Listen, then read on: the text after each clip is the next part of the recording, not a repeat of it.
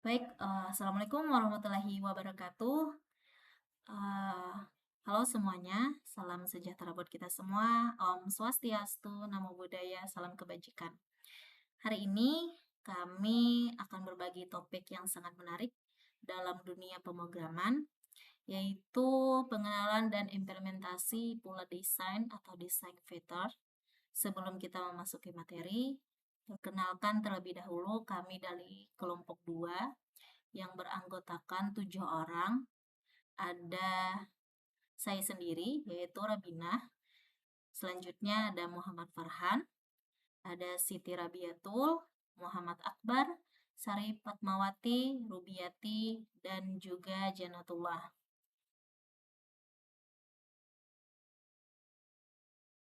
Baik, uh, mengapa sih kita butuh pola desain? Pola desain ini hadir karena suatu masalah.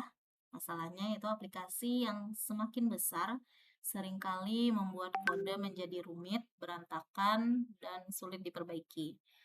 Jadi, pola desain hadir sebagai resep atau solusi standar untuk masalah yang sering muncul berulang kali. Hasil akhir, kode menjadi lebih modular, mudah diubah, dan bisa digunakan kembali. Jadi menjelaskan latar belakang bahwa tanpa aturan yang jelas interaksi antar objek dalam PBO akan menjadi sangat kaku.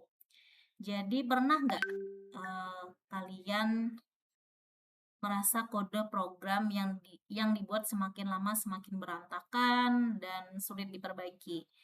Nah, masalah ini seringkali muncul dalam aplikasi bertambah besar.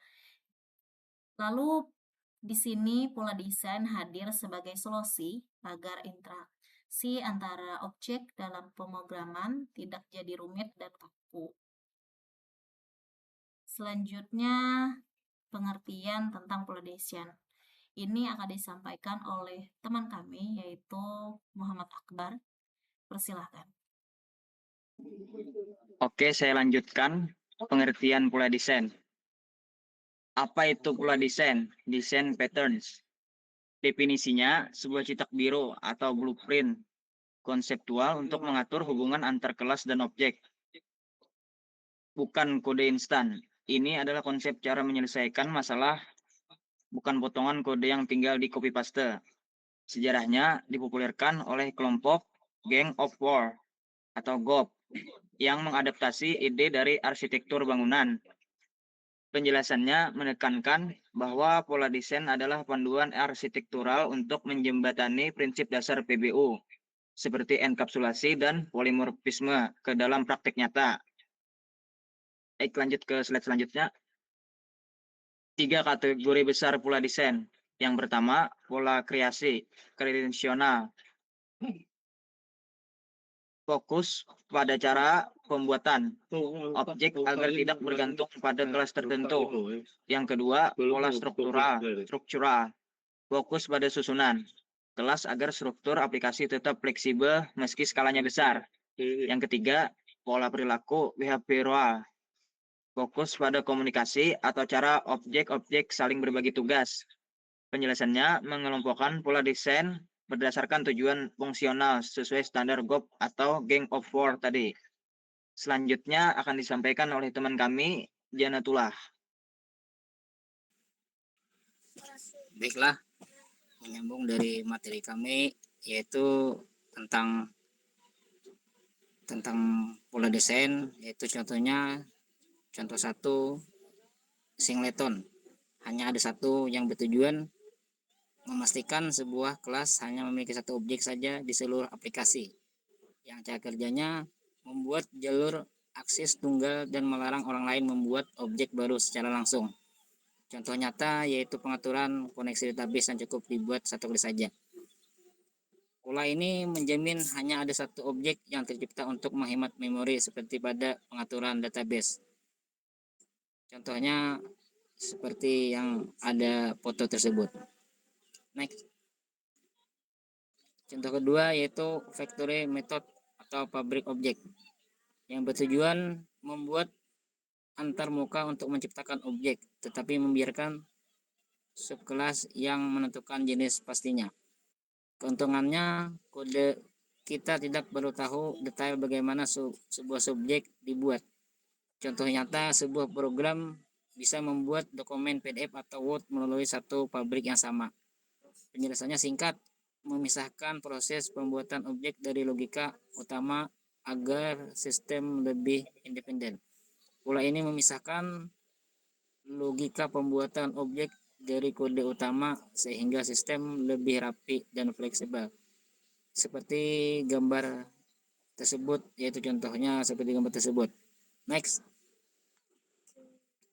Selanjutnya yang akan disampaikan oleh saudari kami Siti Rabiatul. Baik, saya akan melanjutkan contoh ketiga observer sistem langganan. Apa tujuannya? Memberitahu banyak objek secara otomatis jika ada perubahan pada satu objek utama. Kegunaannya sangat cocok untuk sistem notifikasi atau update berita otomatis. Contoh nyata seperti kantor berita yang otomatis mengirim berita ke semua saluran TV yang terdaftar. Penjelasannya menjelaskan hubungan satu ke banyak di mana objek pendukung selalu mendapat kabar terbaru secara otomatis. Pola ini memungkinkan banyak objek pengamat mendapatkan info otomatis saat objek utama berubah, contohnya seperti foto tersebut. Baik, selanjutnya akan saya serahkan kepada teman kami, Sari Fatmawati. Oke, akan saya lanjutkan. Contoh keempat, strategi gonta-ganti jurus. Tujuannya menyediakan kumpulan algoritma yang bisa saling ditukar saat aplikasi sedang berjalan. Keuntungannya, tidak perlu banyak perintah yang panjang dan membingungkan. Contoh nyata, pilihan pembayaran di kasir. Bisa pilih pakai kartu kredit atau OVO sesuai situasi. Penjelasannya memungkinkan kita mengganti perilaku program tanpa harus merombak struktur kode utamanya. Penjelasan singkat memungkinkan kita mengganti perilaku program tanpa harus merombak struktur kode utamanya. Next, dilanjutkan oleh Rubiati.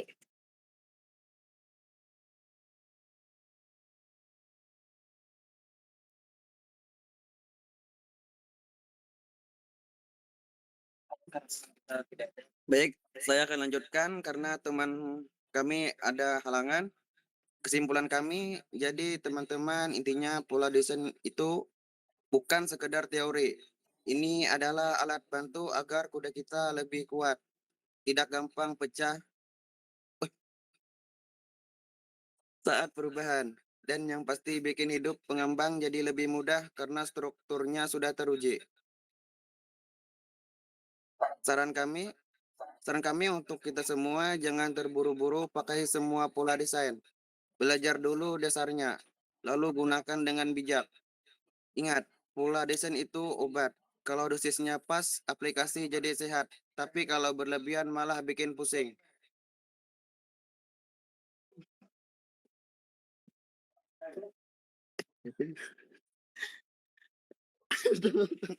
Terima kasih. Nanti udah di video. Terima kasih. Kami akhiri presentasi dari kami. Kekurangannya mohon dimaafkan. Sekian, terima kasih. Aku udah ada briefing cuma.